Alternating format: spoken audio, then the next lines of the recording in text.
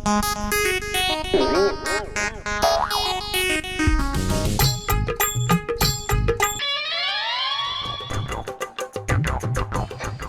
মন্ত্রী,